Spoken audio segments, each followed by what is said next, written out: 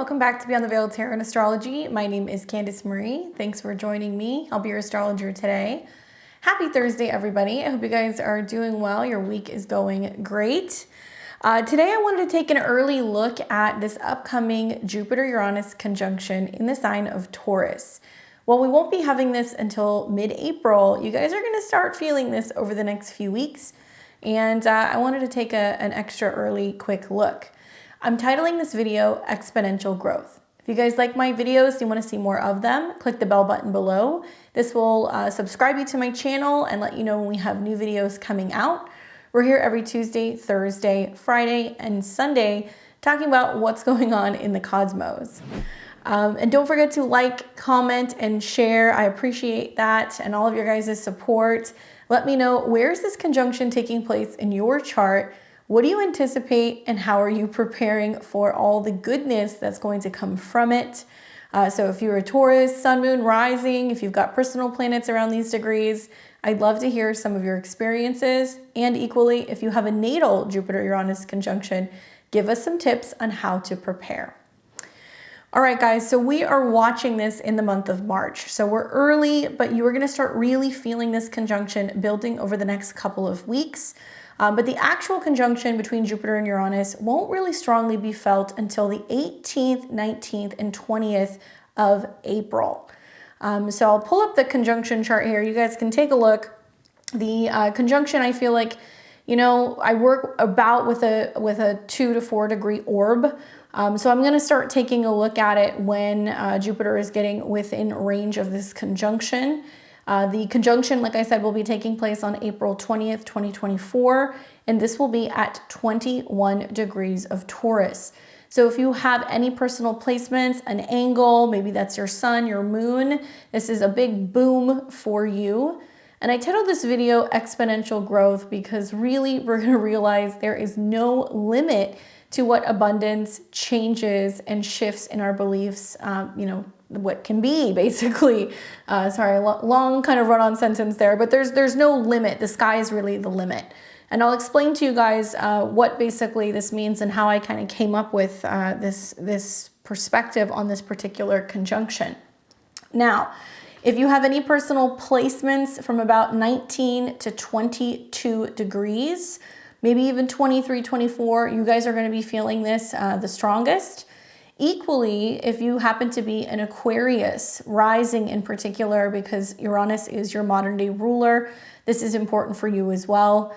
And those of you guys ruled by Jupiter, like my Sagittarius and my Pisces risings, you guys are going to be in the forefront of some of this stuff also. But the truth is that major conjunctions like this are felt by everyone. So you don't necessarily have to have a personal planet here to feel the effects of this particular conjunction.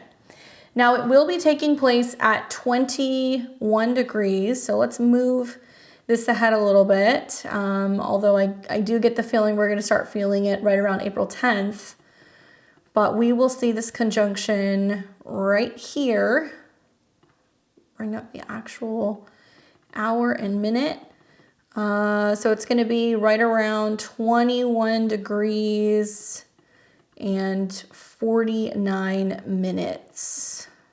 Okay, so here we go. So April 20th, 2024. So the conjunction in astrology is one of the strongest aspects that we can see because it's like a fusing together of two planetary archetypes. Now, 21 degrees in general, this is a degree that has associations with Sagittarius. So I want to read to you guys what Nicola says about 21 degrees, just to get some kind of food for thought on what we may be experiencing. All right, so the degrees of Sagittarius, which are generally 9 or 21 degrees. It has themes revolving around foreigners, foreign countries, foreign origin, foreign states, from abroad or far away. This is going to impact highways, streets, boulevards, and avenues. Everything large in size, broad, big, and extended. It has connections to horses, horseback riding, race courses, stables, and horseback. Tennis players and tennis courts, long legs, hips, thigh bones, modeling, female fashion, and fashion shows. Publishing, published books, journals, film, art, cinema, rental videos, religion, a priest or of a religious nature, colonels and generals, voyages, tourism, travel agencies, but also higher education, universities, university students, studies, and professors, wholesale, import and export, or borders or at the border of something. Okay, so that's 21 degrees. But we have to look at it under the lens of Taurus. Okay, so what is Taurus? Taurus is the fixed earth sign. It's the second sign of the zodiac, traditionally ruled by Venus. So it is the I have energy, I possess, I spend, I consume. It can also be about I feel or I express because it has that connection to Venus. And it's one of the two signs ruled by Venus, but where it differs from Libra is it's more about me, mine. And it has that grounded connection to the element of earth. So it obviously is going to preside over living things. So we will talk a lot about what this can mean throughout the video, but in general, some of like the main themes that come up with Taurus are banking, possessions, valuables, agriculture, land, but also art. Music can kind of fall under this as well because Venus has connections to that, and much, much more. Now, there's a reason why there's been such a focus on farming and feeding people and being able to ensure that everybody has the resources that they need. Huge theme connected to this conjunction. Now, Jupiter is involved, obviously, because it's a Jupiter-Uranus conjunction. So it's interesting that it's at like a Jupiter-Sagittarian type of degree. So it's going to kind of add a little bit more of like some extra oomph for that, making things bigger. And Jupiter was known as the god of all the kings. So in Greek and Roman mythology, we see this as the archetype that presides over all of the other gods and goddesses. He was associated with philosophy and belief. There's connections to faith, but also to laws, blessings, travel, abundance, and also truth. So we're going to see throughout this transit that the truth of the matter, the truth of situations, and the truth about what's going on in the world, I think likely will set us free because of the conjunction to Uranus. So Uranus is a planet that has association traditionally with Aquarius. It's the modern day ruler. It is about being reckless and wild. It kind of zigs and it zags. It cannot be contained, and it's something that represents that kind of rebellious or resilient human spirit inside of all of us. There's connections with energy and efficiency, electronics, the internet, and much more. I think of like the archetype of Prometheus and him giving fire basically to the people, right? To mortals, and giving us the opportunity to be able to light candles, heat our home, burn things, cook things, and do all kinds of stuff with the energy of fire. So certainly there is a side of Uranus that can kind of be a little out of the box, futuristic, unexpected, surprising. So when we mix these two planetary archetypes together, it's very obvious there's going to be one big surprise that's going to be coming. So I want you guys to think of this as like a surprise party, right? Especially because of the connections with Uranus, with groups, with collectives. And Jupiter is going to be the one who's going to be kind of riling everybody up about some kind of big boom that's going to be taking place with this conjunction.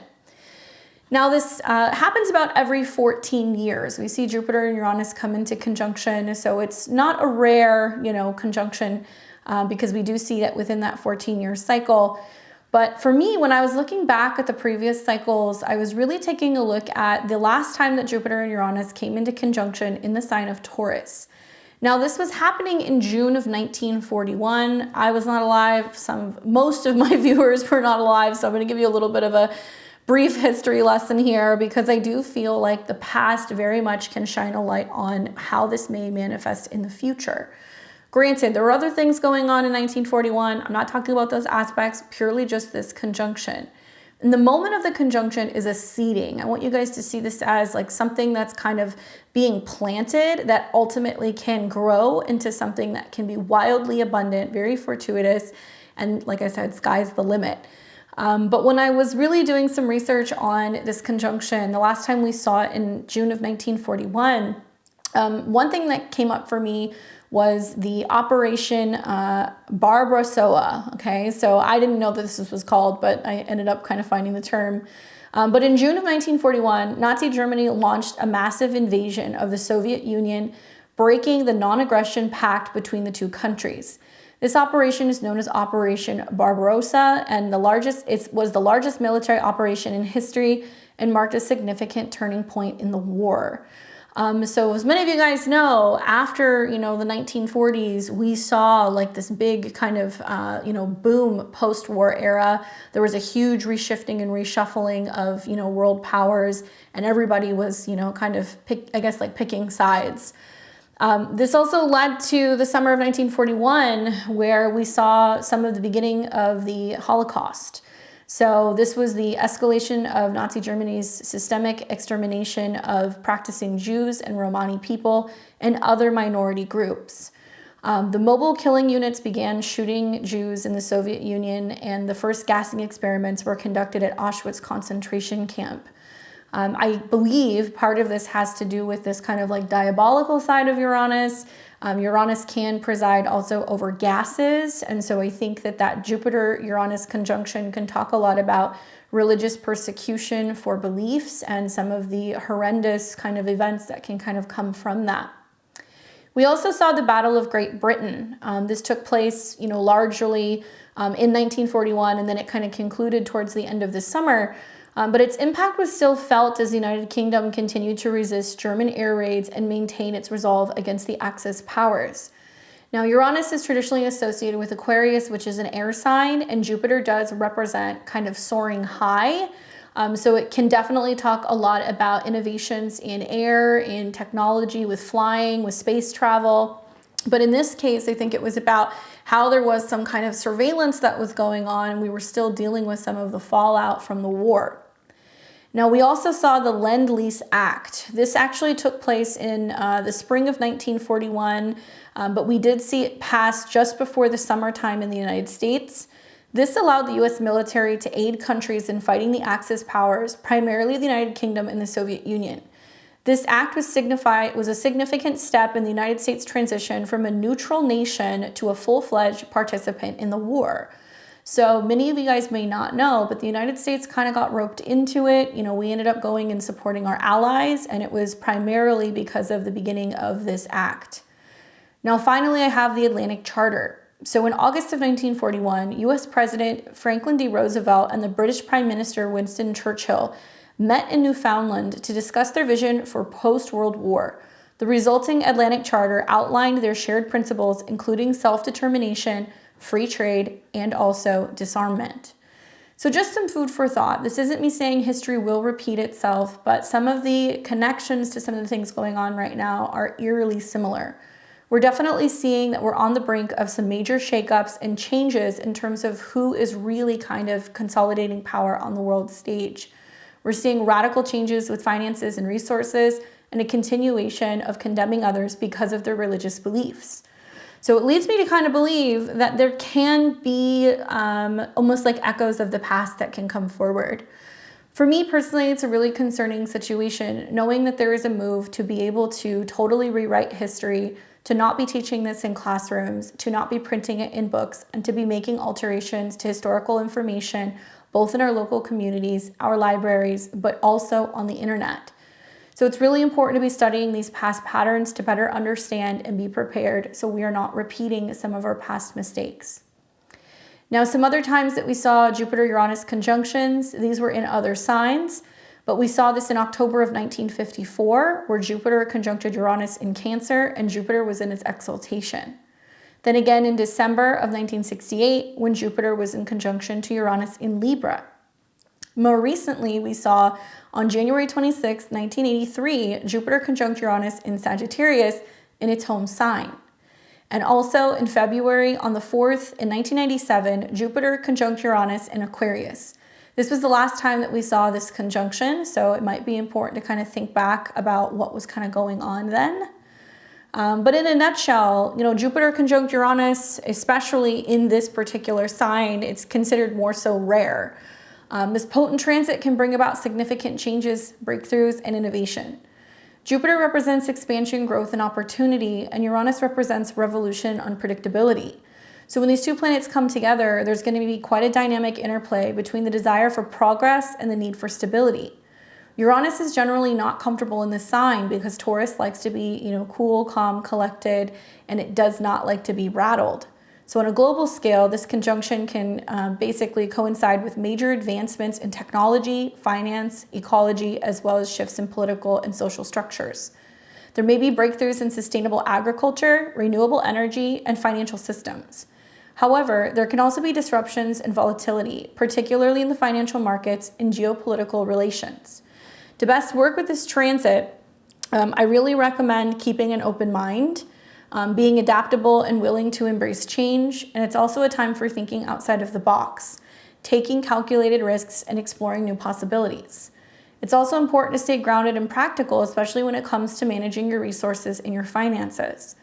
Now, if I had to sum this up in 4 main points, and I'll get into how I think and I'll kind of wrap on it, but for me, the biggest thing that's kind of coming up is going to be financial shifts. Because Taurus rules the banking institutions, it deals with the central banks, it deals with our wallets, our purses, our bank accounts, our currency, how we trade. So because Taurus's connection with money and material possessions, this Jupiter-Uranus conjunction can be a sign that there is going to be significant changes in the global economy. You don't need to listen to astrology to kind of see this one coming. There's definitely a lot of chatter about this all over the world. In political forums, you're hearing, spectators with the financial markets talking about it. Obviously, the internet is just alive with talking about major changes, especially here in the United States with the US dollar. With the rise of BRIC nations, we're starting to see a rearrangement of financial powers in the world. So I think that it can manifest as new, financial systems, but also sudden shifts in the stock market or even a rise of alternative currencies. It's like the universe is playing a game of Monopoly with our financial systems, and we're all just trying to keep up. Now, I also anticipate that there's going to be major technological breakthroughs. With Jupiter, the planet of expansion, meeting with Uranus, it's definitely going to be, a time where we are going to see some groundbreaking technological advancements. Think of it as, the universe giving us a cosmic nudge towards progress and pushing our boundaries for what we thought was possible, what we thought was physically possible, financially possible. I look forward to seeing new innovations in technology, especially under the realm of energy, and hopefully it's going to be some groundbreaking new ways to be able to provide energy and support for everybody at an affordable cost. I definitely have concerns about what's going on with some of the grid systems. Obviously, I'm sure you may as well. But I think that without some of these kind of shakeups, it wouldn't give us the opportunity to create new solutions. Now, environmental changes are a huge theme because Taurus is an earth sign, and with Jupiter and Uranus coming together, it can definitely lead to some interesting developments in the world of environmentalism. We might witness the rise of new eco-friendly technologies, changes in global climate policies, or even the emergence of new environmental movements. Essentially, it's like Mother Earth is giving herself a makeover and we're all invited to the party. But personally, I think this is about our relationship to the planet, our relationship to the earth, having all of the things that we need at our feet, right, in the ground, learning how to connect to, Mother Nature again, and learning how to live in a much more simple way. That's what Taurus wants to teach us. And obviously, number 4 would be social transformations. The conjunction between these two planets can bring about significant social changes. As the sign of the bull, Taurus is about stability and tradition. However, when these planets come together, it can shake up the status quo and challenge our existing social structures. This could manifest as a new social movement, changes in cultural norms, or even the emergence of new forms of governance. It's like the universe is playing a game of Jenga with our social systems, and we're all waiting to see which piece will make the whole thing come crashing down. But with that, there is an opportunity for restructuring, and those who have never had the opportunity to have wealth, abundance, and freedom suddenly might get their chance. Now, on the Sabian symbol for this particular conjunction, you've heard it many times before on my channel. We've seen, new moons or eclipses or the North Node or transits conjunct this degree. I feel like I've said this Sabian symbol more than any of the other ones, but I'm going to give it to you guys one more time. So we're going to read the Sabian symbol for 22 because we round up of Taurus. And you can listen to this or you can listen to the song A Bridge Over Troubled Water. Taurus 22, a white dove over troubled waters. The keyword is guidance. The theme is a higher call. The symbol speaks to the fact that every individual comes into this world with a spiritual mission or purpose that guides him, whether or not it's recognized.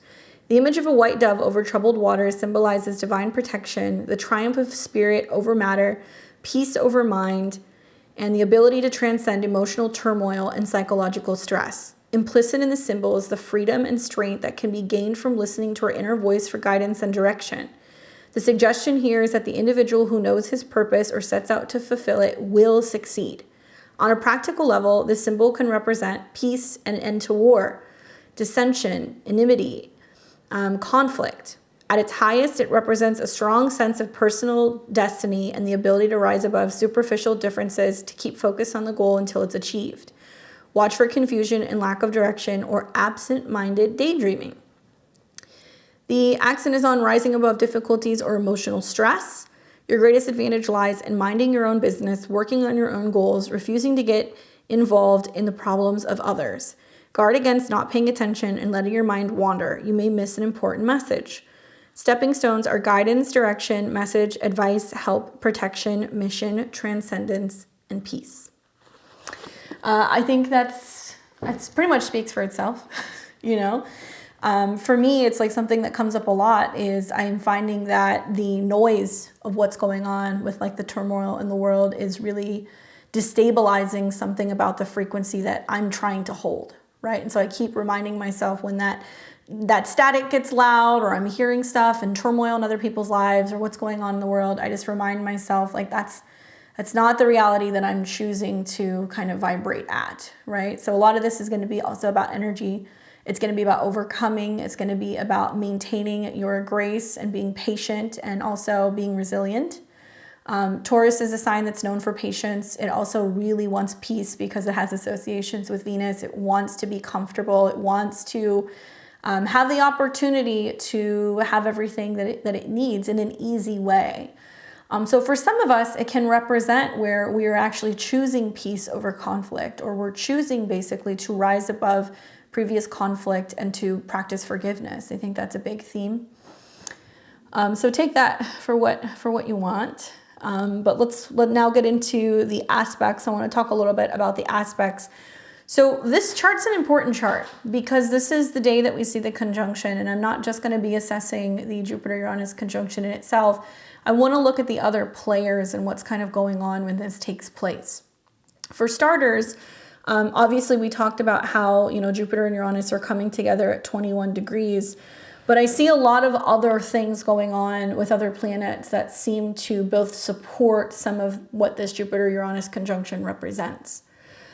So let's start first with the dispositor for Uranus. Okay, so the term dispositor basically means the planet that is traditionally associated with Uranus. Okay, so that could be seen as connections to Saturn because Saturn and Uranus are connected to Aquarius. But we also look at Venus. Okay, so Venus will actually be the dispositor of both of these planets here because they're in the sign of Taurus.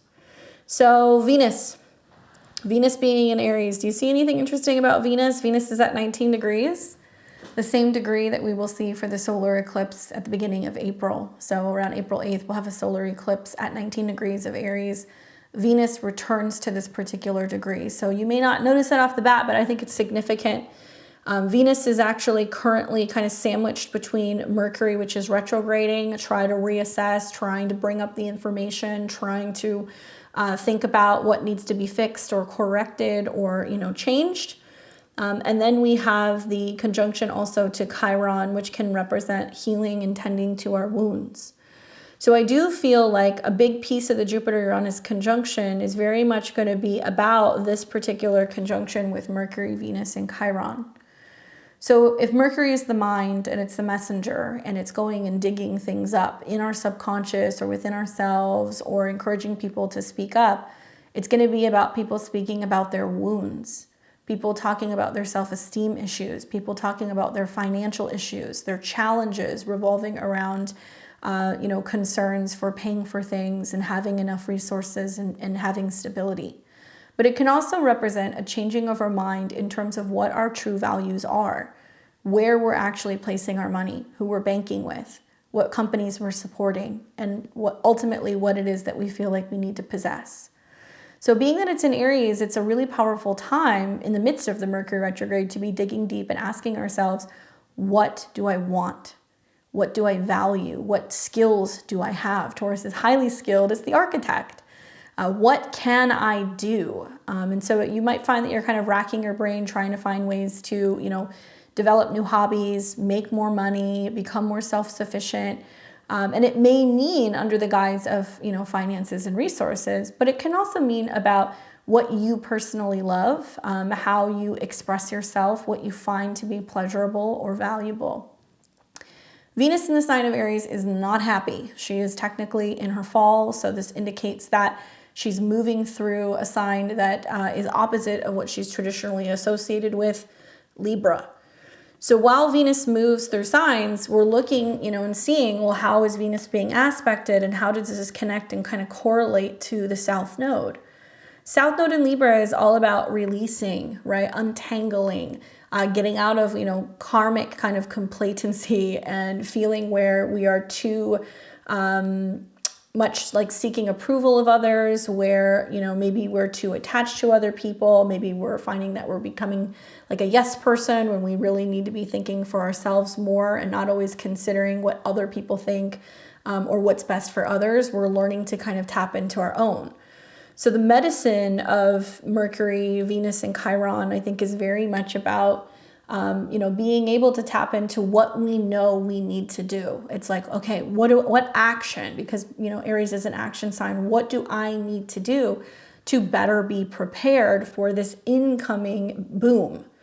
Certainly it's going to have a lot of people talking about, well, if we see other banking systems collapse, if for whatever reason, we're not able to have access to our funds, if there is this big reshuffling that's going on with, the dollar or the world, currencies or cryptocurrencies, what am I doing to prepare? And I think that that's pretty much going to be one of the big themes that's kind of taking place. So I'll leave it at that. And definitely the wounding that comes from, well, I thought I had this, or I thought I needed that, and having to really rethink the way that we look at what we value in general. Taurus is going to have all of us thinking about needing to have like a simpler life and needing to simplify, possibly through getting rid of or not spending or, budgeting or cutting back on things. And it may be good for us in the long term. Now, the other thing that I notice also is that we have Mars, which is kind of trapped between Saturn and Neptune. So this is kind of like no man's land, especially when you're getting into the late degrees of Pisces. Mars wants to be linear, wants to have a sense of direction. It wants to know where it's going, how to get there the quickest, and to get from point A to point B. But when it's in Pisces, it loses momentum. It's losing some of its, motivation. It's more swept up, and there's actions that are based off of emotions, or energy levels kind of rise and fall. And with Mars in conjunction to Saturn, we're going to be feeling on a personal level very limited. Well, what can I do? What difference does it make? I don't have any choice. These are going to be things that people are going to be saying, they're going to be feeling. And then Mars's connection to Neptune also makes me feel like it does have the energy of losing momentum and waving the white flag, or kind of like giving up, because this is really where Mars loses steam. Now, shortly after this, Mars will pass Neptune. It'll come into Aries. We're going to see the Mercury retrograde is going to end. Like, things are actually going to proceed forward. But at the time of this conjunction, I think we're going to see a lot of people who are going to be feeling very helpless, as much as I hate to say that, and feeling like, they have to be willing to make a sacrifice, or they have to be willing to kind of accept whatever is going on. I'm going to double down on that, because Mars is making a sextile to Jupiter and Uranus.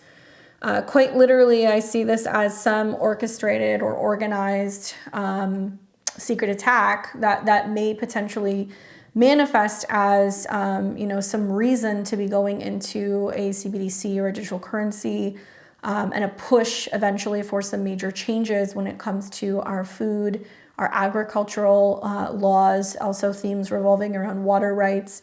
but also money and banking. So there's this sextile here that I really would not ignore. All of the planets are mirroring the same thing. Even when we look at all of the planets in Aries, we're looking at what's going on with Mars. And so as this reshuffling is going on an individual level, the bigger theme is what's going on with Mars, being stuck between Saturn and Neptune, being like, what do you mean we don't have any water? Or what do you mean there's, something wrong with, what's in the water? As much as I hate that to say that stuff, I could see some of these things happening. I have high hopes that it can be that people are waking up and realizing that there are certain things in our food and agricultural system and our water systems that we should not be consuming. And realizing that whether it's pharmaceuticals or food or just like products and things that we're using, that this is actually making us sick. And when we start to realize that we don't have to necessarily subscribe to being consumers, that we can make the decision to kind of stand up and be more proactive and be more independent and have a role in knowing where our food comes from and being aware of what we're consuming and what we're putting on our body and what we're cleaning our house with, and what we're feeding our kids, it's only then that we have the ability to be liberated. I think this is such an amazing time to really look at what the problem is and not be focused on the problem, to assess the problem, understand it, and then be about solutions. Don't feel helpless. That's really the key here. In the background, I'm also looking at Pluto because Pluto does have connections and associations with Aquarius or Uranus.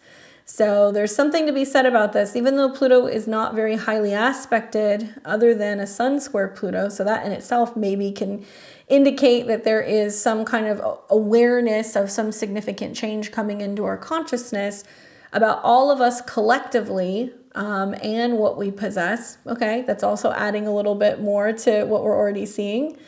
Sun square Pluto does represent the fact that there is some challenge that we have to overcome. There is some fear we have to overcome.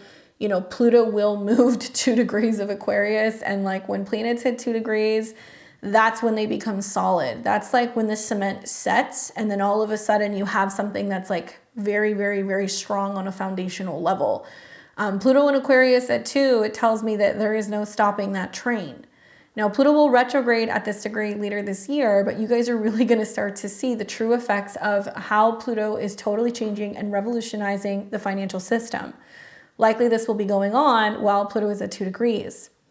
So you'll see that square play out right around the same time. And in the background, the connections and the associations with Aquarius is both Uranus, where we have the conjunction, but also Saturn, where we see Saturn in conjunction to Mars, which rules the North Node. The synchronicities in this chart are mind-blowing, literally mind-blowing, because they're all painting the same picture. Even if you're just seeing the sextile, you're just seeing the conjunction, that's not all that I'm seeing, but maybe I'm looking at this much, much deeper than most people. Saturn is still in a slight sextile to Jupiter and Uranus, yes. And so that's been helpful in recent weeks because we have seen that through Saturn's hard work and determination, we have been able to have sustained kind of growth, but we're starting to lose that now. So, there's that. I think with, Pluto being in Aquarius, this, for me, the biggest thing is that it's about freedom being something that we all have a right to share.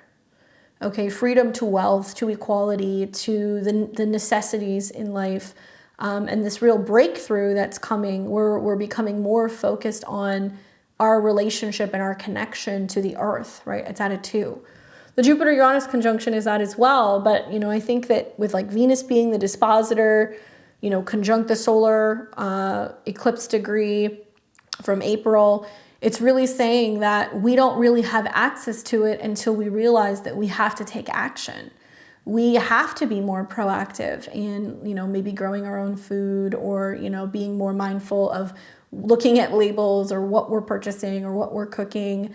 It's been really interesting just leading up to this, even in the month of February, to kind of see the stuff that's been coming out. I mean, like groundbreaking articles and stuff about Quaker Oats and all these like oats companies, and then finding out about, you know, harmful pesticides and things that are in the food. This is the kind of stuff that you guys are going to start seeing. Things that we would never think about, that we just kind of throw in a shopping cart and then we're like, oh, you know, it's healthy.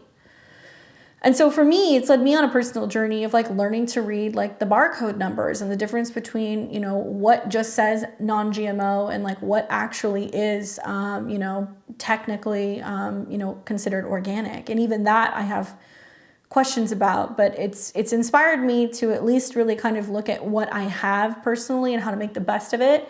And how to play more of a role in, you know, thinking and planning a garden, going to my local farmers markets, trying to kind of see where the food is coming from, rather than feeling like I'm stuck or I'm trapped having to consume things that are in my local shopping market. I think about, you know, Venus being in its fall in conjunction to Mercury retrograde. So we've got, you know, two kind of negatives going on at the same time, because whenever you get, you know, Mercury and Venus in conjunction, it functions very similar as like Venus being in Virgo, being, you know, basically in its fall. I see this as a situation where it's kind of saying we're rearranging something about our money or our love life, or there is this information that is like kind of coming out or being revealed about the health of our dollar, the health of our bank accounts, the health of, you know, our relationships, and this realization that will come up for us, and we're going to go, how did this happen? How did it get to this point? What can I do about it? So it can be really easy for the mind to get super frazzled about this kind of reorganization, and Venus not being totally thrilled about what's going on. Certainly at this point, we're still kind of reeling, coming off of the eclipses that had been happening in previous weeks. What I can say about that is that, you know, the eclipses work, in my perspective, when we have the lunar eclipse at the end of March, as like a grand finale. You know, we're going to see a lot of changes with relationships with the lunar eclipse in Libra. Relationships to people, places, jobs, homes, things, not just relationships, not just romantic relationships, but relationship to something is going to close. We're going to realize, like, actually, that's not reliable. You know what I'm saying? And then as we have that 2 weeks in between, then it will lead us to the solar eclipse in Aries, which will be on April the 8th, exactly conjunct Chiron at 19 degrees of Aries, and Mercury will be retrograding. And so that will be like that new beginning that is still being determined. It's the, okay, the fallout has happened. Now what am I going to do about it? Now how am I taking some kind of an action? And so I look at this and I go, okay, so that's still kind of playing out as we see Venus crossing that degree and Mercury retrograde, that we're still trying to reassess and come up with a plan with what we can do to regain our health, to feel more independent, to be courageous. So much about the Jupiter-Uranus conjunction for me is not even just so much about money and it's about food. It's about the truth, and that the truth is going to be considered a very dangerous, very rebellious thing. But the truth is supposed to set us free. And so there can be something very liberating, finding out, realizing, sharing, telling the truth about a situation. And so maybe that's part of the surprise, you know, maybe part of the beauty of having, you know, Mars conjunct Saturn is that we do experience some setbacks, but these setbacks are always an opportunity to kind of reinvent ourselves. And, you know, even though we're hitting some of these obstacles and road bumps, I do feel it as an opportunity to kind of assess the damage and go like, well, there's nowhere to go but up from here. So what are we going to do about it? You know, what's the next step? So I encourage you guys to have faith, right? Taurus is about the arts. It's about music. It's about pleasure. It's about what smells good, tastes good, feels good. And also having that connection to things that are natural. So as this starts to roll through, you know, during eclipse season leading up to this conjunction, you got to get outside. You got to attune your energy to a different frequency. You know, you want to listen to classical music. You want to be working with healing modalities and chimes and bowls, you know, working with herbs, working with people who have connection to the land, realizing that all we need to do is kind of shift our mindset and have a little bit of faith and be actively working in our faith, especially with that Mars sextile. I do think that, you know, there's going to be some reactivation points, so that's worthy of mentioning. So I'd like to show these to you guys. I'll give them to you now in order, so if you want to make a note of them, you can, and I'll put some of these things in the description so that way you guys can look at it. On May 11th, 2024, we will see the Sun conjunct this degree, and that will be an awareness or a further unfolding of the effects of the Jupiter-Uranus conjunction. On May 15th, 2024, we will see Venus conjunct this degree. And I think that's important because that's when we really start to see the physical results of the shakeup. And then on July 7th, 2024, Mars will conjunct this degree. And that, I think, is the big boom. Because Mars is the ruler of the North Node. I think it's going to be about, people going after what they want after periods of some challenges and some strife and things of that nature. And when you get Mars and Uranus into conjunction, we can see some very intense situations. We see, wildfires, we see electrical issues, we start to see things that get hot and melt down. We see angry crowds. And so I think that, this is going to unfold over a period of time. It's not going to be something that's just going to happen overnight. So let's look at these reactivations really quick so I can show you what I'm talking about. So I'll take you guys to May 11th. And this is when the Sun will hit this degree. Now, this chart in itself is kind of wild anyway, because as we're getting into like mid to the end of May, we will see planets like Mercury and Venus and the Sun coming into conjunction with Uranus and Jupiter. So officially, Uranus and Jupiter are hanging out in the third decan. This is like when this is happening on like a global scale. Whatever shakeups are happening has had a ripple effect, and now it has expanded out into the masses. So this in itself is a pretty, unusual kind of series of placements. I will say it's going to be nice to be out of Mercury retrograde in Aries. That'll be lovely. It will also be nice to see, Mars in Aries, where it's been reborn and it's coming into contact with the North Node, where we're taking action. We're going to see Venus in its domicile as well, and Venus is going to be moving with the Sun to conjunct Uranus, and I think that's when we see the physical manifestations and the shakeups that start happening. And then eventually, we will see Venus and the Sun come into conjunction with Jupiter in the final moments before Jupiter moves into the sign of Gemini. So that's going to be interesting also. I mean, I've been looking at this conjunction in the spring for a couple of years, and I always thought, I was like, that's the turning point. Like, that's when the tide is going to start to turn, and those who are owed something, those who have been resilient, those who have been strong in their faith and their practice and their values, those who also are, conservative or independent, living off the grid, they may start to kind of prove to, seem to have known something about some of this, because it's going to be about being closer to nature and being less dependent on the system. So we're going to see people who, are farmers at farmers markets, people who know how to can food, people who have been preppers, people who are acupuncturists and herbalists and, naturopaths. All of these people are going to have some big boom. So if you're somebody who works in the cattle industry, if you're somebody who works in or with herbs or florals, if you work with art, if you work with finance, there's huge changes that are going to be happening for you because of this shift with the system that's going to be coming. Now then on the 15th, we're going to see Venus conjunct this degree. So I think this is important as well. So this is when now Mercury has entered. So now there's a lot of talk about these things that are going on. And Venus hits that 20 going into 21 degrees and starts coming into conjunction with Uranus. And so this is where really mid-May of 2024, all the way to the end of the month, there is the real shakeups that are happening. And Taurus is where something becomes physical. Where things going through Aries is, the initiation. It's like striking the match, or turning on the oven. And then Taurus is like, okay, cool, I baked the food, here it is. Now we see the physical manifestations of it. So, Venus hitting this degree, I think, is going to be important because it'll further unfold.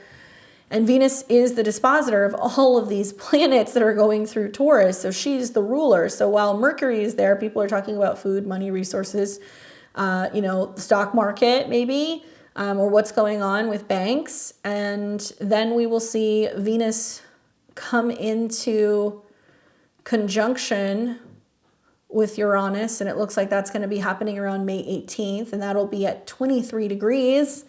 So that's an Aquarian degree. So it is playing off of what's going on here with Pluto. Okay. And then we will see this conjunction between Venus and Jupiter in her final moments. Let's see. And that looks like that's going to be happening right around here, around May 23rd, 2024. On a full moon, no less, with Mercury being in this sign.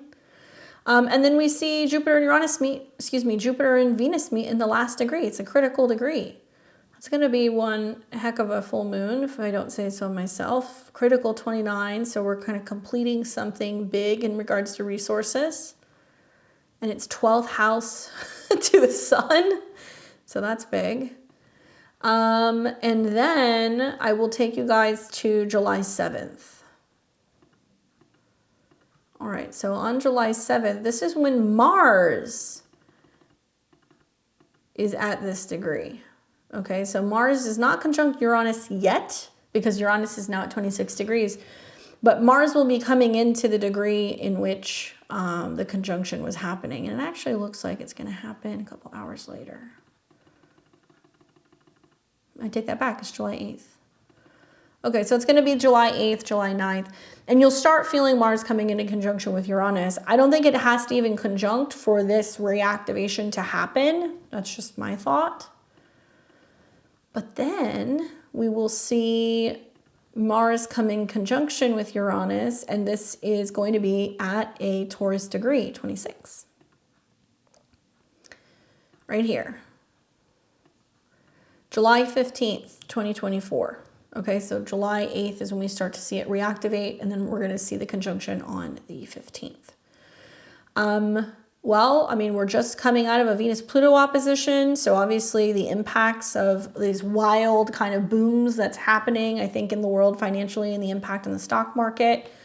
The fact that the stock market is ruled by Leo, and we're going to see the dispositor of this Mars-Uranus kind of like meltdown or blow up happen with a Venus-Pluto opposition.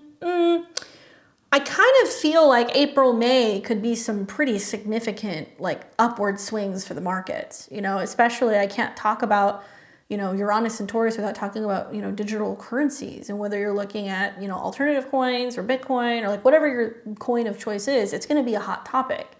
We do have coming up here in the spring also, we're going to have the halving of Bitcoin. So there's that happening too. And so I think that that may add some flair to this excitement revolving around, you know, exponential growth going on with that particular, you know, currency, especially considering the fact that the ETFs have come in. There's a lot of people who want them. And yeah, if you're aware and if you're following like the Bitcoin story right now, it's kind of crazy because there's some things going on that we don't really know what's going to happen because we haven't had ETFs in the past. We're now, you know, coming into this halving, and, you know, things are kind of already buck wild. So not a financial advisor, not telling you guys how to invest or what to do. I'm just noting that it has some kind of connection to some of the things that I'm seeing. I have done a video before on the Bitcoin chart, and so that might be something I talk about in the future. But anybody who's seen the chart, it's like crazy. You know, you've got all these planets in the late degrees of Capricorn, and Pluto's been kind of swinging through there. And so finally, I think there's been this realization that it can't necessarily be controlled. It just, eventually it's going to have to be adopted. And so we're seeing this with some select, you know, countries and governments around the world. And now we're going to see more of this as Pluto is kind of inching closer and closer. So that's, you know, some food for thought.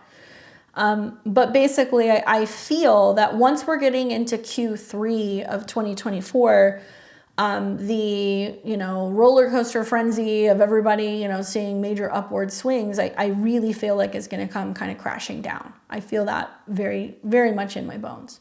So I think it will be short-lived. I don't think it's going to be something that's going to be long-term. With the Mars-Uranus conjunction, you know, it's a lot more volatile. It's a lot less happy. It's a lot less abundant. You know, Mars does represent cutting and slashing and removing. I do anticipate if there's issues with, banking institutions and also with food supply, that this can be a time where you literally see people fighting over things. Unfortunately, I think it's possible, especially because Mars rules the North Node. So it has this kind of combative, argumentative, confrontational, defending type of energy. And when this happens, you're going to be seeing that Venus is opposing Pluto. So it's like, people are really feeling like they have to fiercely defend, what they love or what is theirs. And so it may not be as pleasant as some of the conjunctions that you're actually seeing in the spring. And so for me, I will just assume that you're going to see a lot of people who are smart enough to not just know about what's going on in the financial markets and what's happening with currency and inflation, and that inevitably, this is not going to be something that is sustainable in the long term. There's going to have to be a solution. And the solutions are going to be pretty grim because I don't think it's going to be like anything we've seen before. So I would assume that some people are going to see this ride to the top, in April, May, and they're going to take their profits, knowing that, once it's at the top, I think it will, come crashing down. Call me a conspiracy theorist, whatever, but that's just my feeling on the matter. Anyway, so let's take you back to the conjunction. And you know what, for the hell of it, before I get into my thoughts, let me show you the Bitcoin chart just for fun. So you guys can see what I'm talking about. And this isn't like meant to be a Bitcoin video per se, but so I'm filming this early. I'm filming this at the end of February, so if you guys are watching it. But if we look at the chart, so this is the Bitcoin inception chart, Leo rising, and we've got the sun in Capricorn, and we've got the moon in Aries. Why is this happening? Why are we seeing such strange things going on with Bitcoin? Well, this is a chart that's ruled by the sun. So in recent years, we've seen Saturn go through the sun. We've seen Pluto go through the sun. We've also seen some retrogrades here and there in Capricorn in recent years. So this is a chart heavily influenced by solar eclipses because it's ruled by the sun. So what we're going to see is that in the next solar eclipse, both of the eclipses impact this chart, in all fairness. We're going to see a full moon lunar eclipse, which is going to be right on the moon. Okay, so it can represent some kind of like significant change, especially with how the public views everything. And the ruler of this is Mars, and Mars is going to be right on their Venus. I think it's going to be about more people trying to accumulate Bitcoin personally. And then you have this full moon that's getting activated. And then we will see the solar eclipse, which is going to be right on the midheaven of Bitcoin's chart. This is using Placidus, about a degree off. And we will see Mercury retrograde over this point. And so Mercury is the whole sign, second house ruler. It's the third house ruler of communication, but it's the whole sign. So something about that Kazemi kind of coming up in mid-April can definitely be about some big awareness or some kind of breakthrough. But when we zoom out, really what's been happening is that, Pluto's been back and forth over Jupiter, which is about wealth and usability and how it's actually going to function. And we've seen all kinds of like new apps and other things coming up, making it easier to transact, making it easier to send back and forth to other places and, changing currencies and all kinds of stuff. So there's been some stuff that's needed to be kind of worked out. But as we continue to move forward, I believe there might be more eclipses that are going to impact this. So Jupiter is going to receive another conjunction to Pluto, and that's going to be basically later in the fall this year. So there is still some sense of trying to create rules or regulations revolving around it. We will see this year, actually, Pluto will be conjunct Mercury. So I think this is going to where I think people have this realization like, oh, it's valuable. And then next year, Pluto is going to come into conjunction with Mercury again. And we are going to see some retrogrades over the moon. The truth is we don't really know what it's going to do. I'm still kind of like open-minded about it. And I have some thoughts that, the tide is turning and that it'll probably take until we see Pluto coming into conjunction with the North Node in this chart. and it has its nodal return that, you know, come around 2028 to 2030, that we are going to see and realize that this may be a lot more ideal in a sense of some kind of currency or backing other currencies, you know, possibly. Maybe I'm just, you know, being optimistic, but I could definitely see that, and I'm going to continue to keep watching this, but that was just my food for thought on that, because a lot of people have been asking me about it. Let's go back to the transits. Let's talk more about what's happening with this conjunction. So my thoughts, because I have a whole list of things that I was going to kind of ramble on about this particular conjunction. There we go. My thoughts on the matter, you know, space, you know, space exploration, going further than we've ever gone before, seeing other places, other galaxies, other realms. I think there's going to also be this awareness and thinking more about, you know, how far can we go, and whether that's going to be in space, if that's drilling into the ground, if that's going to be in the ocean. We are going to be seeing some sextiles starting to build with Mars and Neptune, so I think that that's part of it. I think we're starting to realize the resources that we may have in the oceans, that we might have in the ground, whether that's minerals or, you know, new things that we can be using for energy. But I also think about space, because Uranus has this connection to things that are futuristic. And I think a lot about like this realization that the storyline that we've been told from the beginning of time of where we come from, there's something bigger there. This realization that we actually come from space, that we come from the stars, that, you know, the minerals in our bones and the things that we are finding, you know, in other planets or in other places, there's a direct correlation and a connection, that we have like this cosmic connection. If we are, you know, drinking and consuming water on this planet and we're finding water on other planets, there's this realization that's like, wait a second, like we are very much kind of connected to the cosmos. And so I think there's going to be like this waking up and realizing that there is a bigger design kind of at play in terms of where we come from, and a deeper exploration into religion and philosophy, and, you know, trying to unearth things, especially with Pluto and Aquarius, unearthing things and uncovering things that we could not even remotely believe. Just recently I posted something on my Twitter where I saw, I guess there was like a fossil that was revealed in, I think it was China, that was like, you know, basically they were saying like hundreds of years old, that they put on display. And it's this beautiful design of this curled dragon.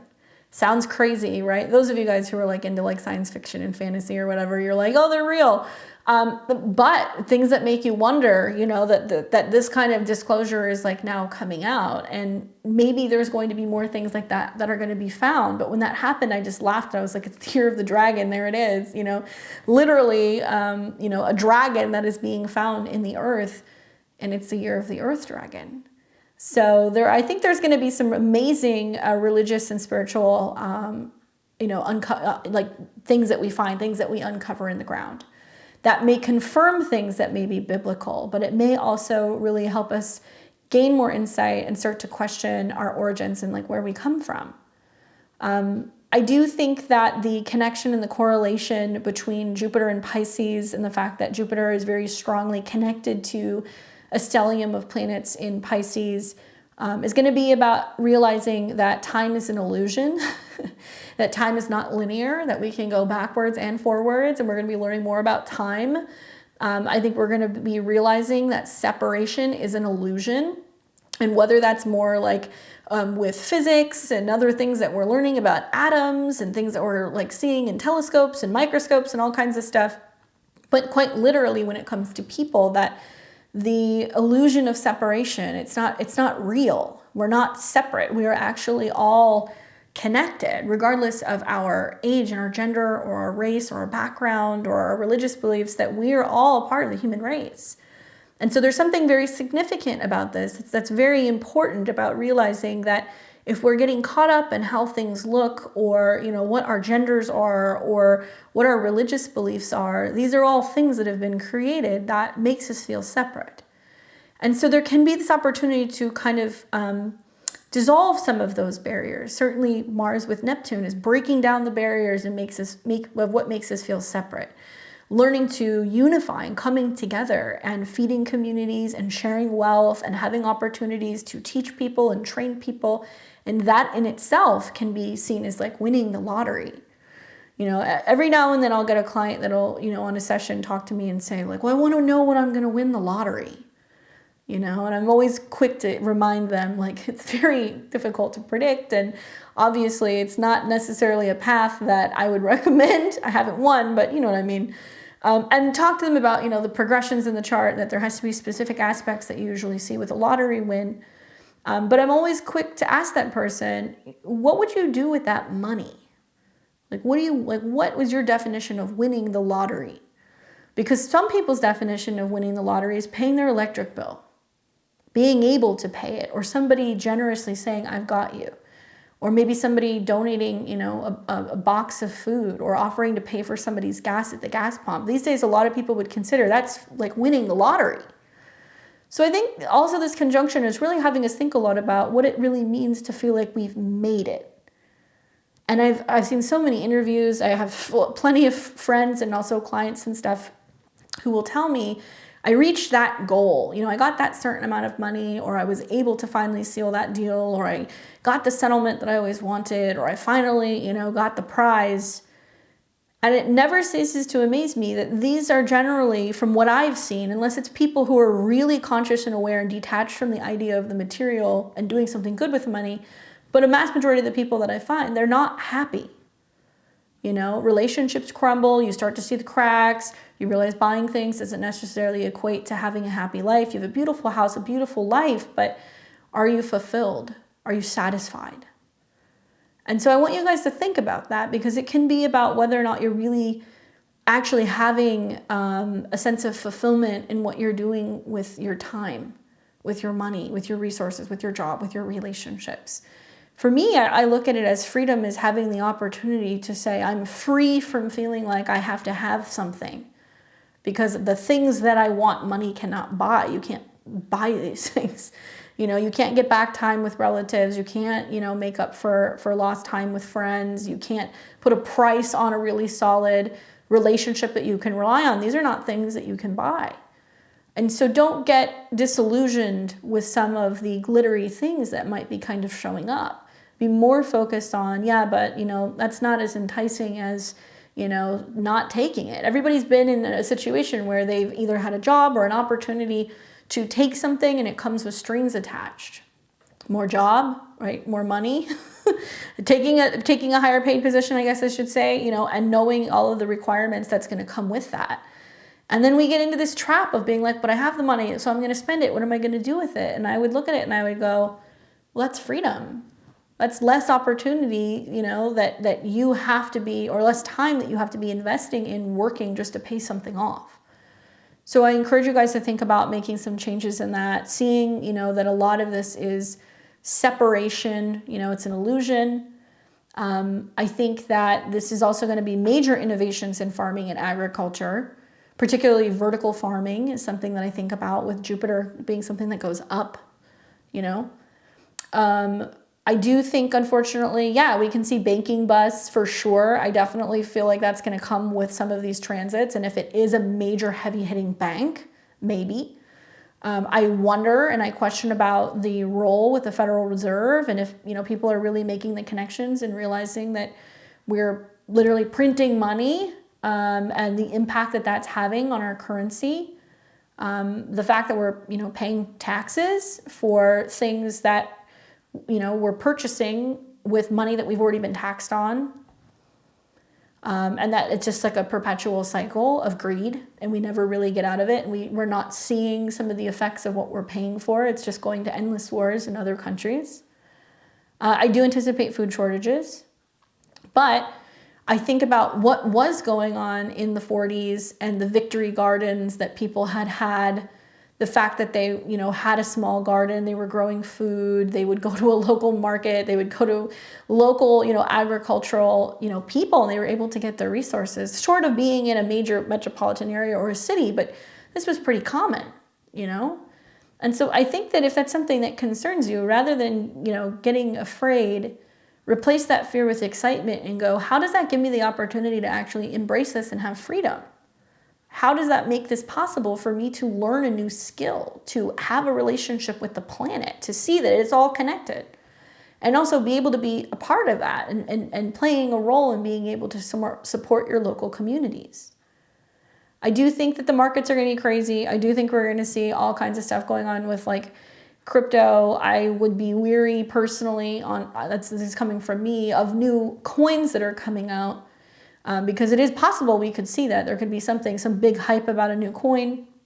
I am expecting digital currencies to start to emerge or talk about that, particularly that are coordinated with the, offloading of what's about to be digital wallets, an increased price for food, land, power, and water shortages. I do anticipate all of these things.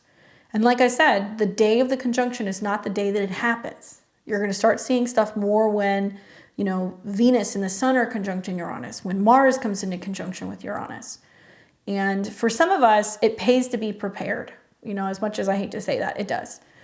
So inevitably, when we do start to see the tide turn, especially in July, you're more so prepared for ultimately, what's going to be coming. Now, how do you work with this energy? What do you do with it, right? I guess that's the real question.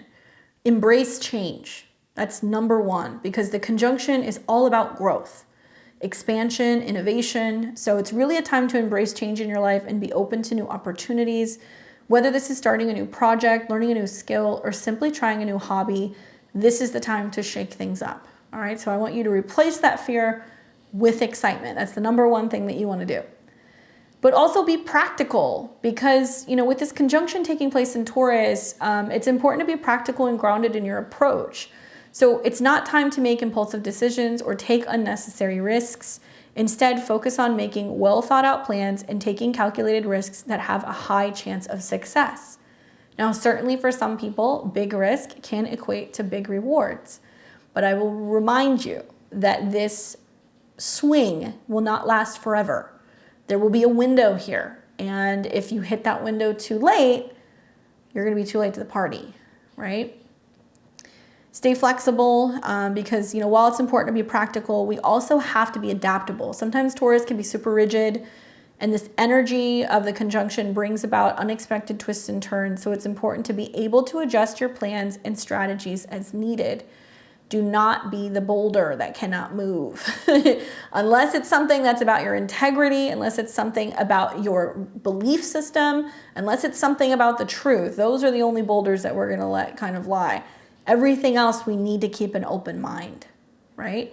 Regardless of the outcome, because there can be big financial and big physical repercussions for some of the changes and some of the moves that we're making. Now, for some people, that will pay off. They will say, I'm not leaving, or I'm not going, or I'm not supporting.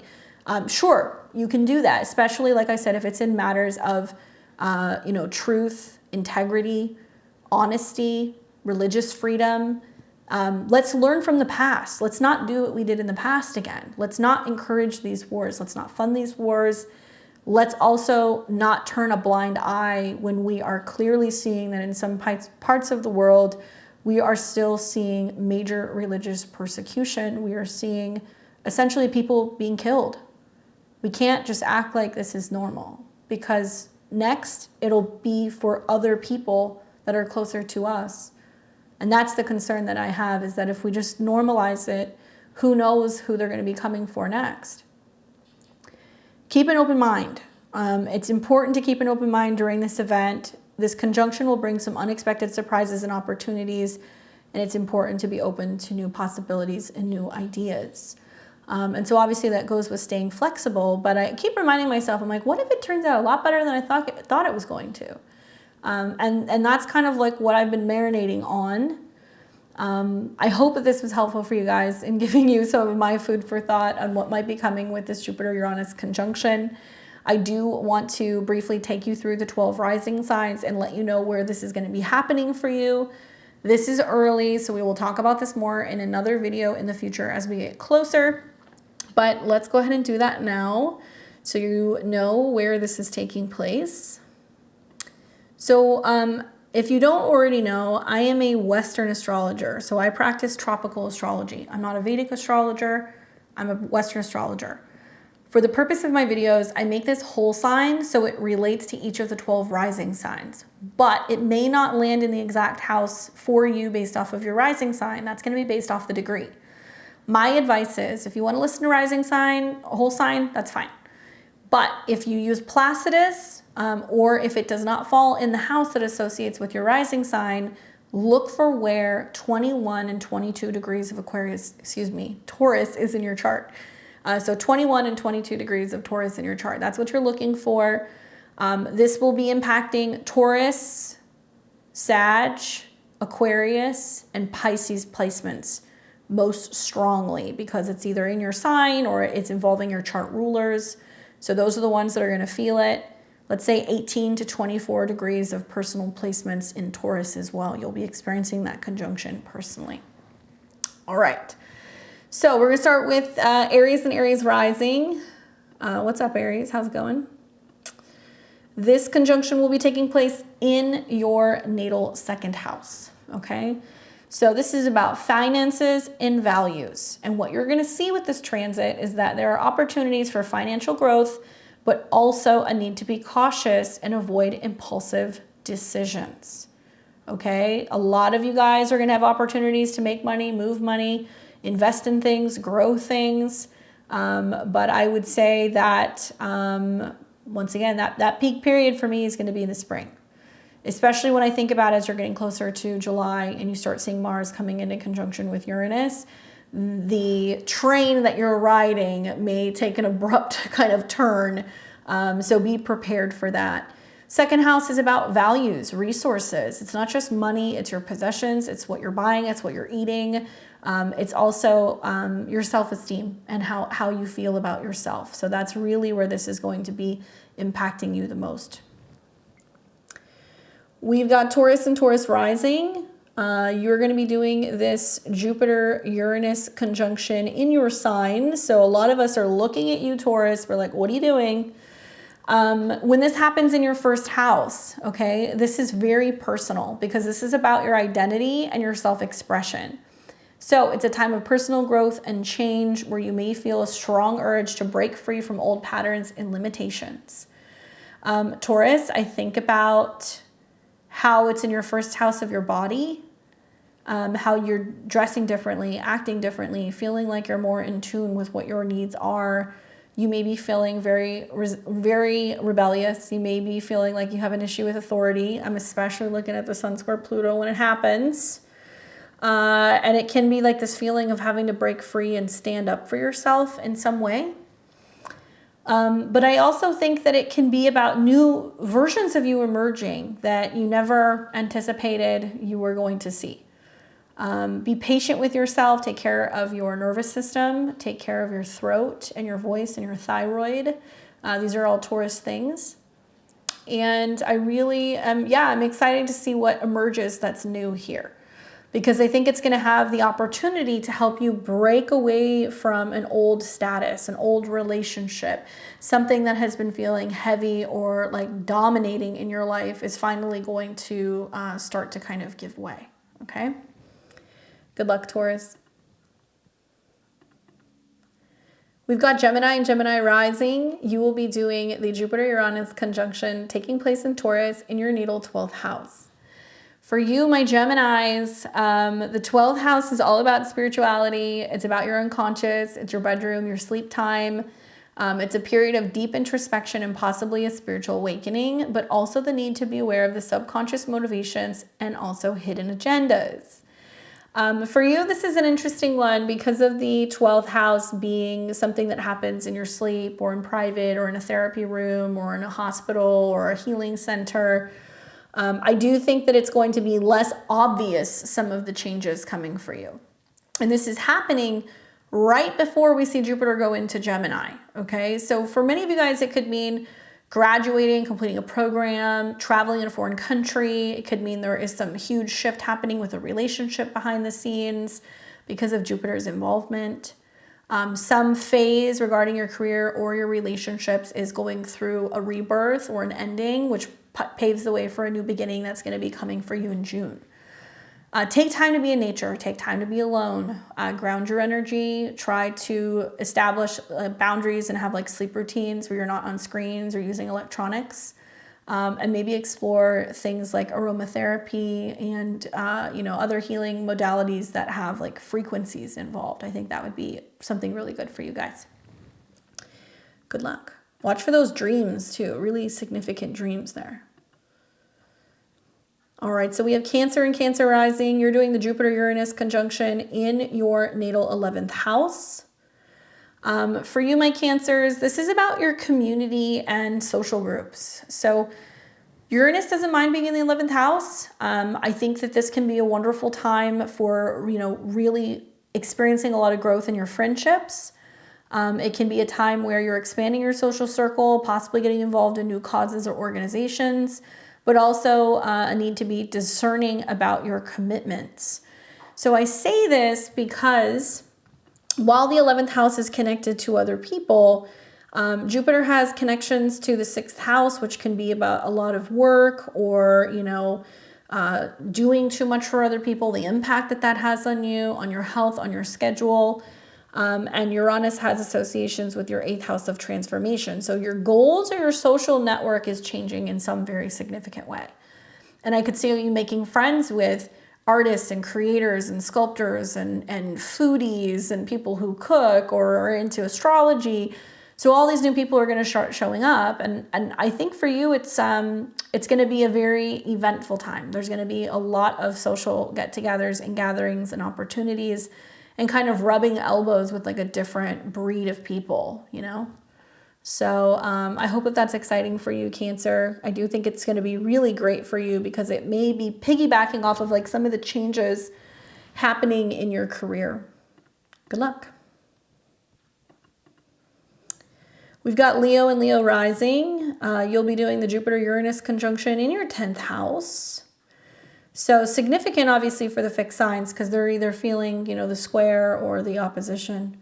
So for you, this is happening 10th house to your sun, moon, or rising. And this is also, very much tied to your reputation. I'm not going to just lead with career on this one because, the 10th house is your career and your status, but your reputation is on the line in some way, good or bad. I think about how, Jupiter and Uranus meeting in the 10th house can be about some huge change with your profession, okay, your career. But also it's how people see you because of Uranus's connection to the 7th house, how your clients see you, how your friends see you, how your partner or your business partners see you. It might be a time where you decide I'm going to, become self-employed or, I'm now going to be the president of my own company. I'm the CEO. And that you're kind of breaking away from an old stereotype in your life in some way, that you are what you have always done. The challenge is that when something is 10 signs to your sign, it feels like a challenge. It has a Saturn energy. So it's also currently squaring you. So if you have any Leo placements around 18 to 24 degrees, it's squaring that. And it's putting all of this stuff out in the open. Now, mid to the end of May is quite colorful. You're going to see the fireworks as the sun and Uranus come into conjunction and Jupiter is there. I do feel like it can be big status changes because of relationships, because of Uranus's connection to the 7th. So we're going to see some people who are going to go, here's my new business partner. We're launching this business. Or, my spouse and I are divorcing and making like the announcement. Like whatever is going on in relationships can become very public and it can become definitely like a spectacle. So just be mindful of that about relationships you have with either friends in the workplace or how your committed relationships impact your reputation or your career. It's a huge theme here. But it is very big for some big boom in your professional life and something where you're really showing up and embracing doing your work in a way that feels like it's bringing pleasure, where you can really be the most creative, the most self-expressive because of Jupiter's connection to your 5th house. So it's all about self-expression. It can be about parenting, falling in love, committing to somebody, and really great if you're in the finance world or if you're in the art world. It can be really, really significant for you.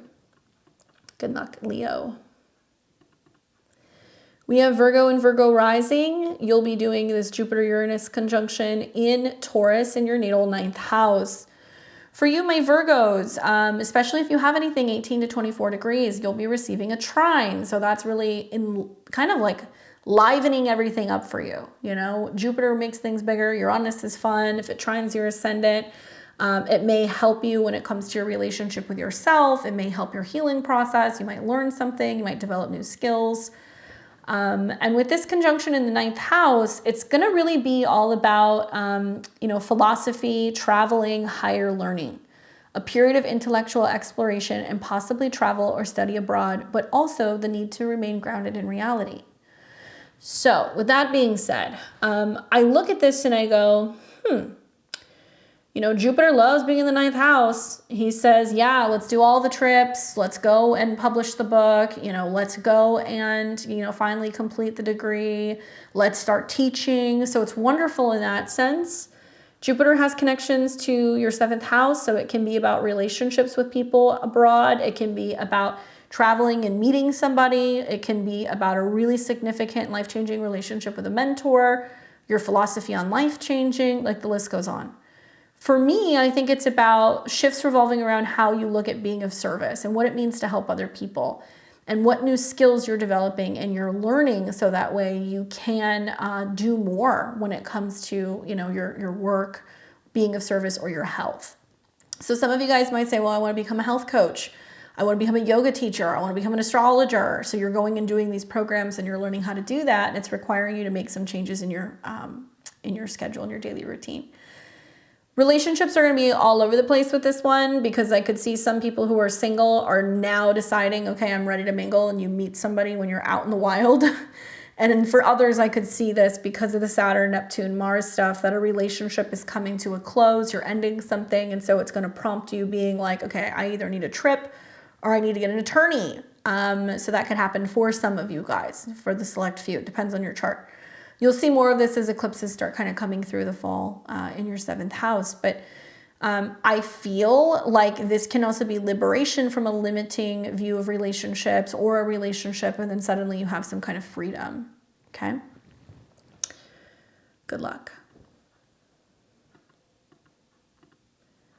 We have Libra and Libra rising. You will be doing this Jupiter-Uranus conjunction in your natal 8th house.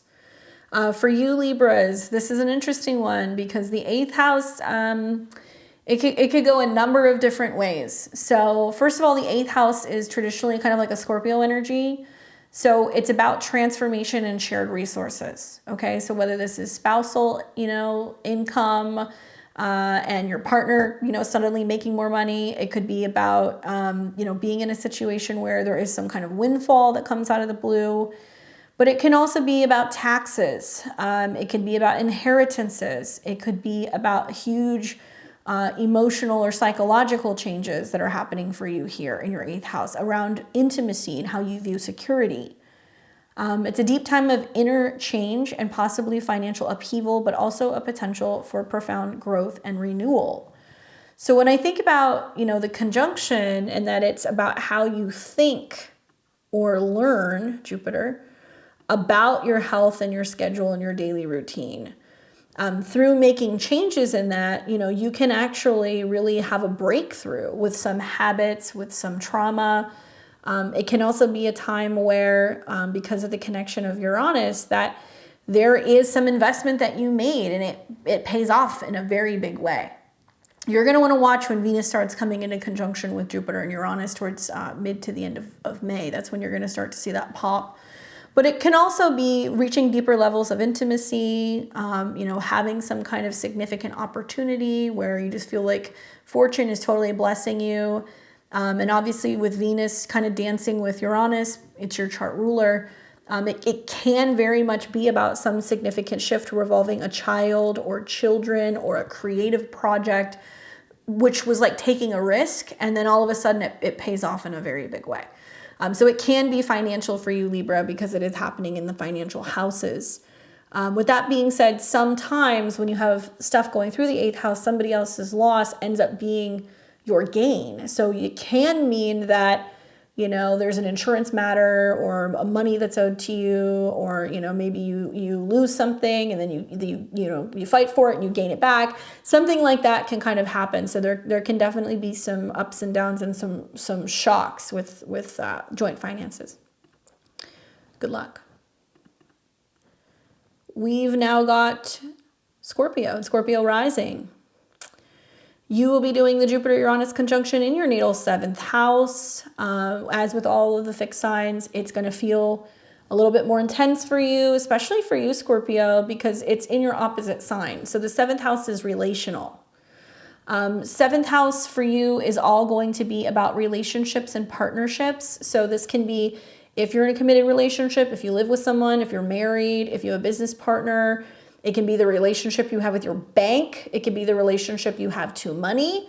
It could be, what else? Your relationship to food, to security and stability, your financial advisors maybe, your counselor, your therapist. You know, these are all 7th house people. Your marketplace. Anyway, Jupiter and Uranus will meet here. So it's definitely going to be causing some changes in your relationships, possibly leading to new connections or the end of old ones. But also it's a need for balance and cooperation. Okay, so that's what the 7th house is about.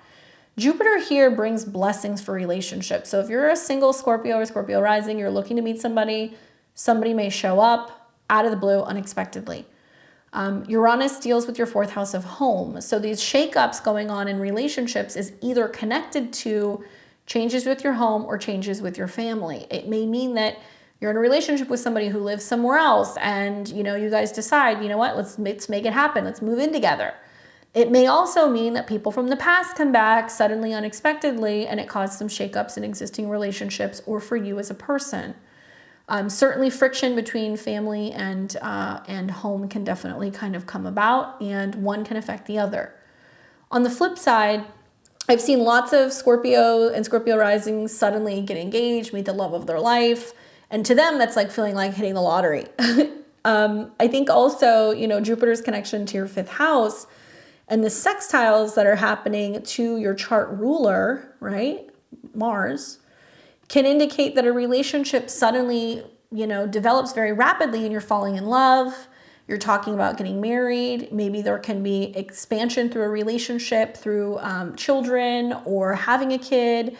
And it'll all, whatever happens will happen very quickly. That's the one thing I will tell you, because Uranus is generally pretty quick and sudden, and Mars represents fast. And so you may be like, oh my God, I didn't even realize that I'm in love with this person, you know, type of vibe. Anyway, I do feel like while things may progress very quickly, something you want to pay attention to is what's going to be happening over the summer. So when you get into like July and Mars gets really close to Uranus, there can be some turbulence. So I'm not saying it won't work, but really pay attention to Mars conjunct Neptune. It's really asking yourself, does this feel right? Is this the right connection? Is this the right thing to do in this situation? Right? So that's something to think about. And it's a great time for creative collaboration and working with other people creatively as well. Good luck, Scorpio.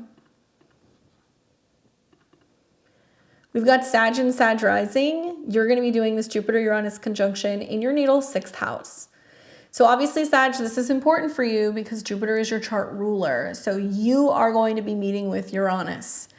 In your chart, Uranus rules the 3rd house. So it can be siblings, it can be neighbors, it can be about your mind, it can be about communication, it can be about your neighborhood, your car, something like that. So when Jupiter and Uranus meet in your 6th house themes are going to include health, work, habits, routine, your office space, your coworkers, your pets, right? And this is a time in your daily routine where you can possibly, make changes to your job, make changes to your health. There can be changes in eating habits, in what you're consuming and how you're eating. You may feel like you're learning a lot about health and wellness or productivity, or you're using gadgets and apps to do this.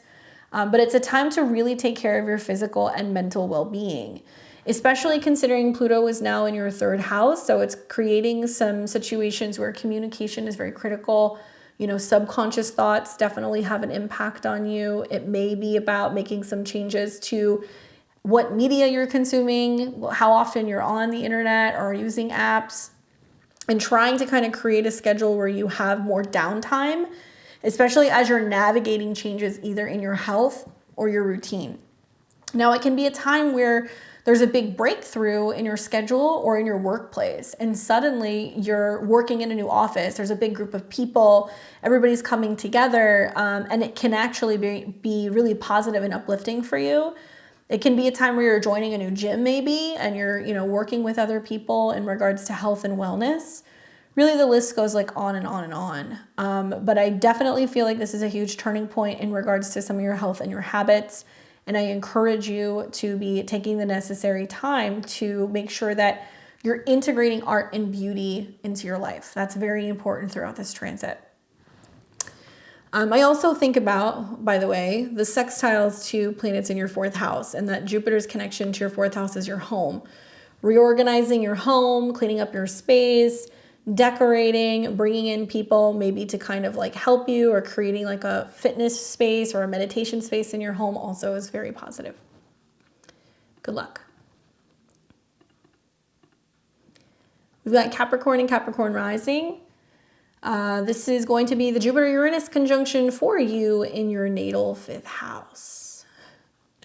All right, so this is happening in a fellow sister Earth sign. So if you have anything from 18 to 24 degrees of Capricorn, Sun, Moon, Rising, or personal planet, you will receive a trine from this, which gives you the opportunity for, I think, making big changes to yourself, your career, your sense of expression.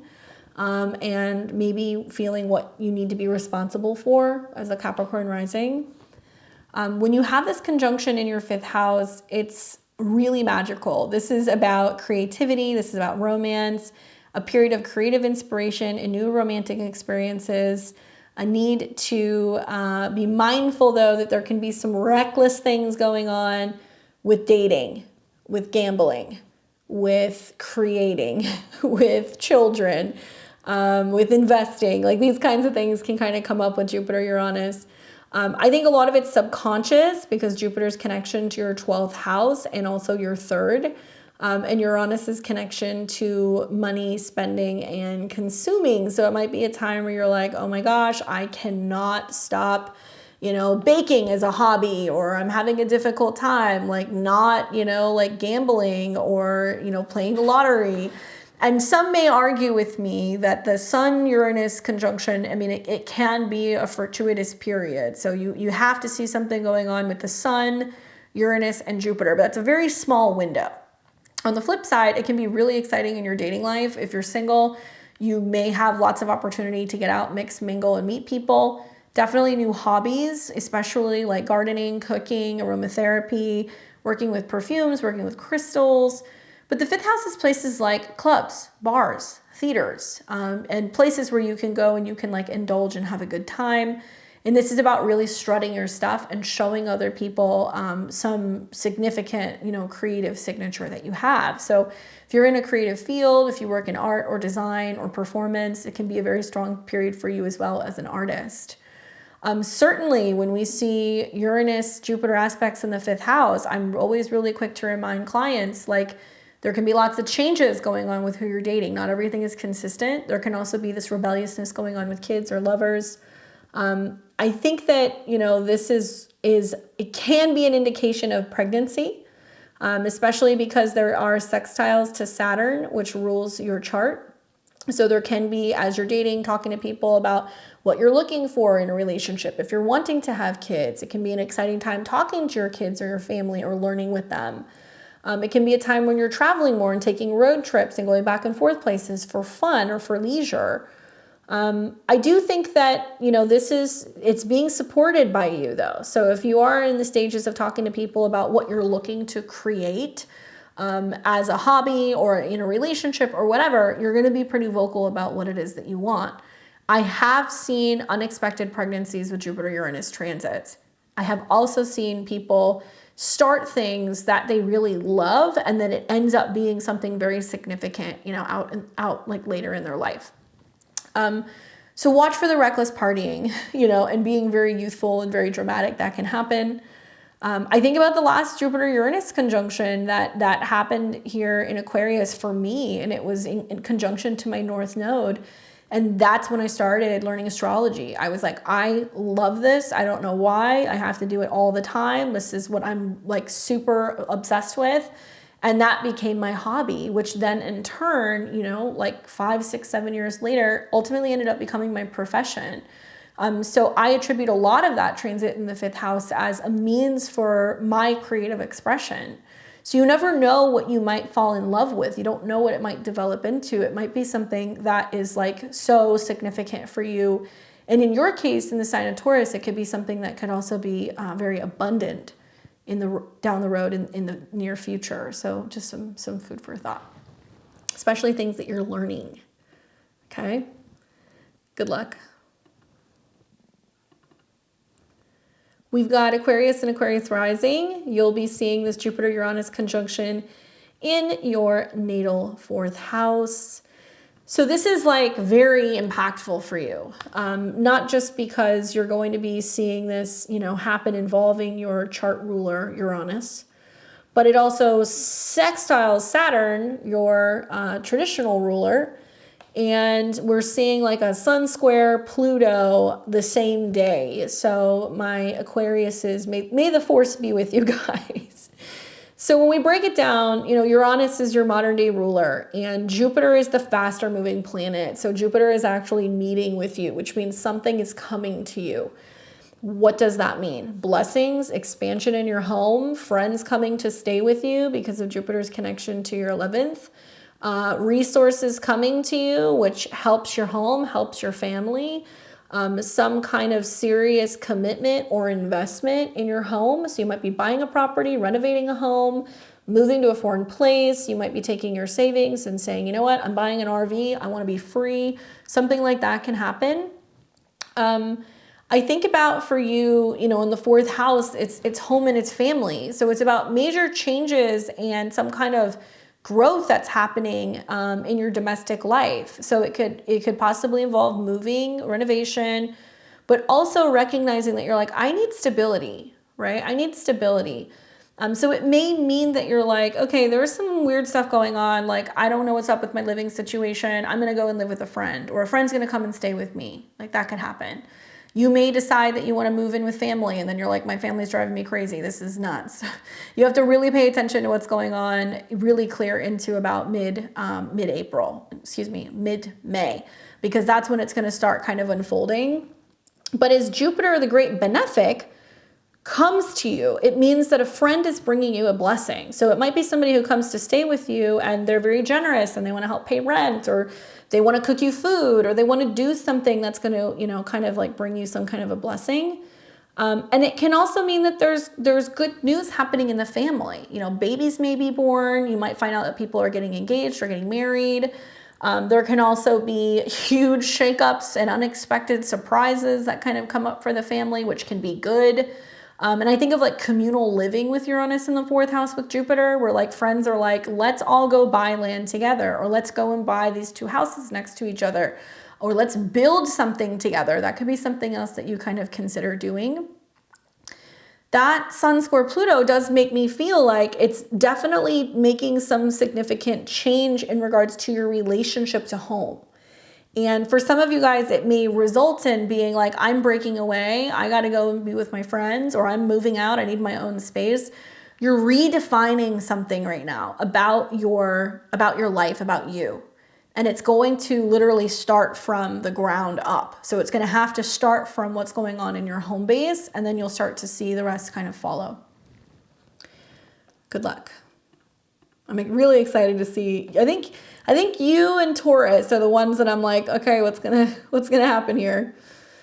All right, so we've got Pisces and Pisces rising. Pisces, you're doing this Jupiter-Uranus conjunction in your natal 3rd house.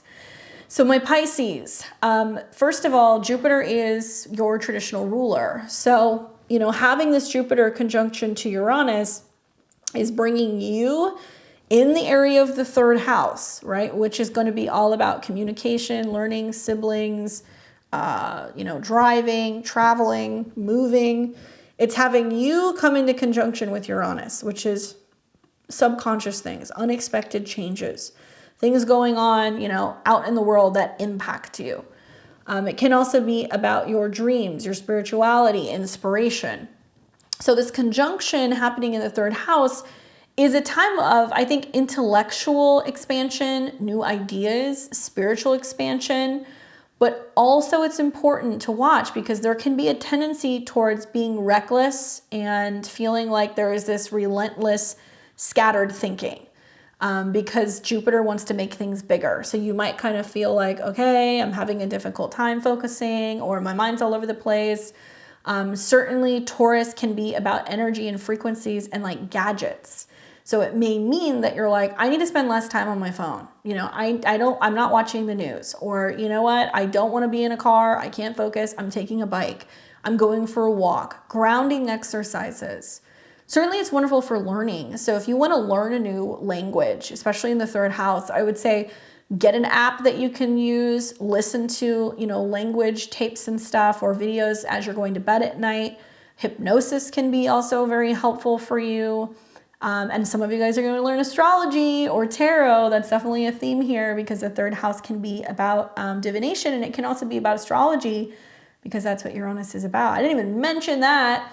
Astrology is going to just be like a huge money-making machine for some people. You're going to see a lot of people that are really going to blow up with this transit. Anyway, I feel like, this is an opportunity for you to really change something about the way that you communicate.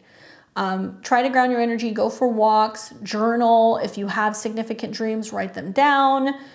You may feel like there are kind of like days where you ebb and you flow, and some days you're able to communicate and things are sticking, and other days you're like, forget it, I need some space. Part of this is because Jupiter rules your body, and so as Jupiter and Uranus come into conjunction, you're getting hit, especially with Saturn and Neptune in your sign.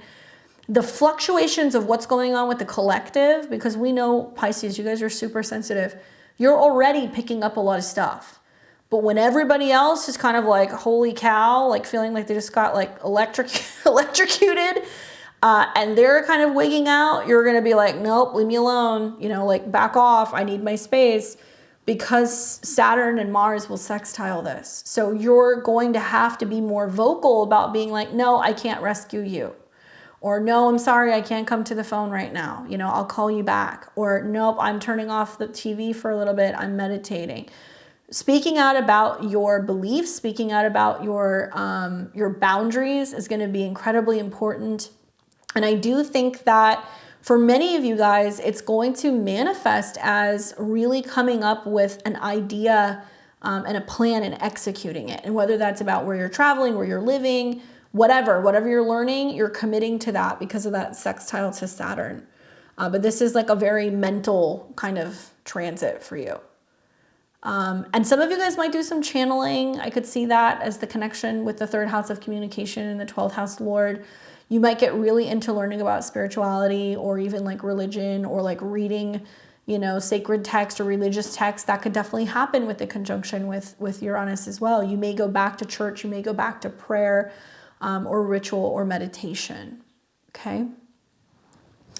So I hope that's helpful for you guys. I know it's early, but I woke up the other day and I was like, it's happening.